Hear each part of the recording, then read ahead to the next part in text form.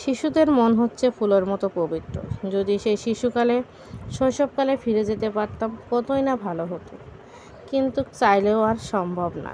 কারণ শিশুর থেকে কৈশোর, কৈশোর থেকে যৌবনকাল পেরিয়ে এখন দেখো যৌবনও পেরিয়ে এসেছি।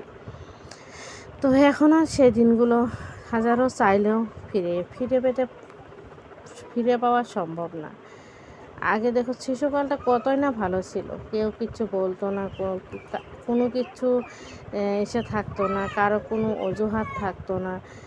যত কিছু বায়না আবদার বাবা মায়ের কাছে করতাম, ভালো লাগা মন্দ লাগা সব কিছু বাবা মায়ের সঙ্গে শেয়ার করতাম। কতই না ভালো ছিল, কোনো কিছু শোনা লাগতো না।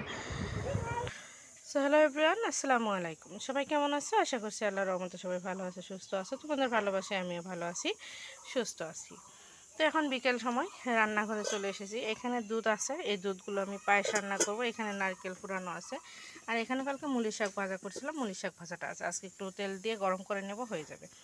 আর এখানে দেখতে পাচ্ছ ডাটা, আলু আর টমেটো কেটে রেখে দিয়েছি। চিংড়ি মাছ দিয়ে রান্না করবো, তাই তোমাদের দাদাভাই চিংড়ি মাছ নিয়ে এসেছে। আজকে ছোটো সাইজের চিংড়ি মাছগুলো নিয়ে এসেছে, লোকাল চিংড়ি মাছ। আর এখানে পোলাও করব, তার জন্য চালটা ভিজিয়ে রেখে দিয়েছি। আর এখানে আমার চুলাটা সিদ্ধ হয়ে গেছে। তো এবার মশলা করব, বাট কারেন্টটা চলে গেল দুর্ভাগ্যবশত।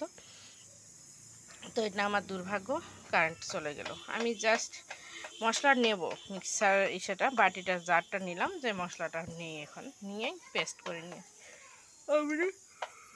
কারেন্ট চলে গেল।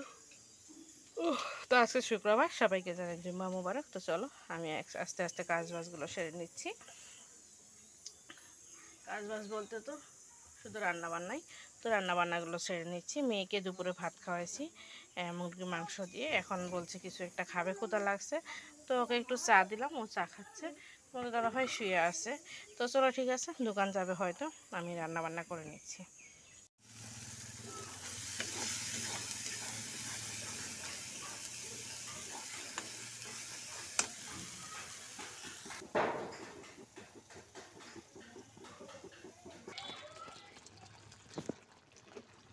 সো ফ্রেন্ডস, এখানে মশলাটা কষানো হচ্ছে। মশলাটা কষানো হয়ে গেলে যখন মশলা থেকে তেল ছেড়ে দেবে, তখন আমি সবজি আর মাছগুলো দিয়ে দেবো, ঠিক আছে?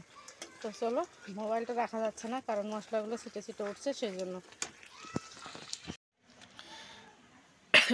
সো ফ্রেন্ডস, ফাইনালি আমার পায়েস রান্নাটা রেডি। এখানে দেখতে পাচ্ছ পায়েসটা নামিয়ে রাখছি। আর এই তো চিংড়ি মাছের সবজিটা রান্না করে নামিয়ে নিয়েছি। একদম রমজান মাস কারণে একটু হালকা পাতলাই, বেশি গাঢ় করিনি। তো দেখতে পাচ্ছ কেমন হয়েছে, প্লিজ কমেন্টের মাধ্যমে জানাতে ভুলো না। আর খাবার পরে বলতে পারবো টেস্টটা কেমন এসেছিলো, তাই না? তো সমস্ত মশলা কিন্তু বাটনা মশলা দিয়ে রান্না করছি, এমনকি কাঁচা লঙ্কা দিয়ে রান্না করা। আর এখানে আমি পোলাওটা বসিয়ে দিয়েছি। আর পোলাওতে সাধারণত শুধু পেঁয়াজ অ্যান্ড আদা রসুন আর তোমার কি বলবো জিরা আর গরম মশলাটা ইউজ করি, আর একটু লবণ, একদমই পরিমাণে কম লবণটা দিতে হয়, কারণ মাংস দিয়ে খাওয়া হয় সেই জন্য। তো চলো আমি পোলাওটা রান্না করে নিই।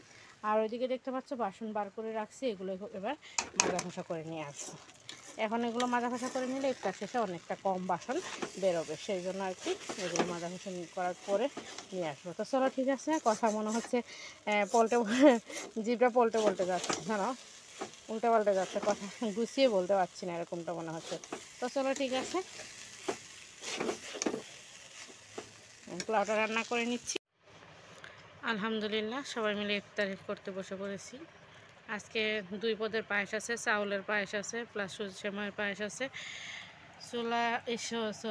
ছোলার ঘুগনিটা আনা হয়নি, কারণ কেউ ইফতারিতে খায় না, সেই জন্য শশা মাখা আছে। তো সমস্ত কিছু আইটেম নিয়ে বসে পড়েছি আমরা সবাই মিলে ইফতারি করতে। তো চলো আমরা ইফতারিটা সেরে নিচ্ছি। আর আমার বাবান বোতলের মুখা নিয়ে খেলছে। আমার বাবান আলহামদুলিল্লাহ কয়টা রোজা করলো, আজকে রোজা কয়টা যাচ্ছে? 21টা। তো 21টা হলো, আমার বাবান 21টা করলো আলহামদুলিল্লাহ।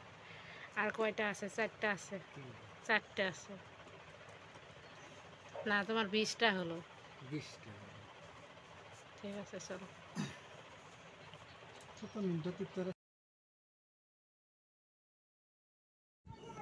সো ফ্রেন্ডস, সারাদিনের ক্লান্তি শেষে ইফতারিতে সত্যি কথা বলতে সুখটা নেওয়া হয় আমাদের। তো ইফতারির শেষে এখানে দেখতে পাচ্ছ অনেকগুলো বাসন মেজে ঘষে আনা হয়েছে, সেগুলো গুছানো হয় নাই, তাই সমস্ত বাসন কুসনগুলো গুছিয়ে নিচ্ছি। আর ব্যাকগ্রাউন্ডে একটু নয়েজ আসছে, বাচ্চারা খেলছে ভয়েস ওভার দিতে গিয়ে। কী বলবো বলো, আমাদের তো আর সেরকম এক্সট্রা ঘর না, বা সেরকম কোনো ইসেও নাই। আমি রাত্রেবেলা ভয়েস দিতে পারি না, কারণ তোমাদের দাদাভাই মোবাইল ঘাটাঘাটি করে এক্সট্রা রুম নাই যে আমি গিয়ে ভয়েস দেবো। সত্যি কথা বলতে ভয়েসটা দিতে আমার খুবই কষ্ট হয়, খুবই প্রবলেম হয়। না পারছি আমি রিয়েল ভয়েস দিতে, না পারছি ভয়েস ওভার করতে, এরকমটা অবস্থা। খুব কষ্ট করে ভিডিওতে ভয়েস দিতে হচ্ছে। তো এখানে বাসনগুলো গুছিয়ে নিচ্ছি, আর অন্যদিকে আমি চাটা বসিয়ে দিচ্ছি। তোমাদের দাদাভাই চা খাবে, রোজকার নিয়ম, চাটা লাগবে ওর, তো ওর জন্য চা বসিয়ে দিয়েছি। বিশেষ করে খেতে ইচ্ছে করে না, চা খেলে আরও কী হয় জানো, ঘুমটা একদমই ভেঙে যায়, রাত্রেবেলা আর ঘুম পায় না, এরকমটা অবস্থা হয়ে যায়। তবুও সঙ্গ দেওয়ার জন্য চাটা খাই আমিও, একটু ভালো লাগে খেতে, সেরকমটা আর কি। তো চলো চাটা করে নিচ্ছি। আর যে যেখান থেকে আমার ভিডিওটা দেখছো, প্লিজ একটা করে লাইক দিয়ে ভিডিওটা কন্টিনিউ করো। আর আমার নতুন এবং পুরনো বন্ধুদের জানাই অসংখ্য ধন্যবাদ ও অসংখ্য ভালোবাসা। সবাই সাথে থেকো, পাশে থেকো, এভাবে একটু সাপোর্ট করো। তো চলো দেখতে থাকো।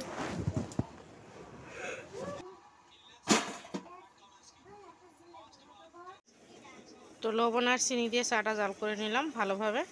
চায়ের পানির কালারটা দেখতে পাচ্ছ চেঞ্জ হয়ে গেছে। এখন আমি দিয়ে দেবো আর একটু চা। তো চা পাতিটা দিয়ে গ্যাসটা অফ করে দেবো।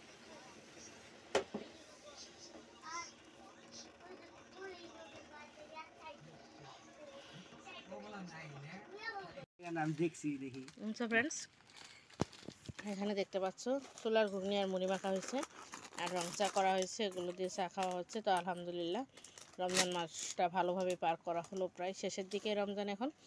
তো আর তোমাদের দাদাভাই সিঙ্গারা নিয়ে এসেছে,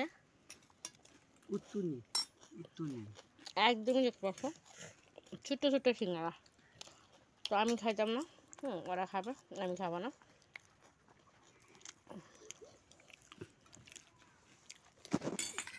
না বাবা, আমি খাব না, আমি শুধু মুড়ি মাখাই খাবো।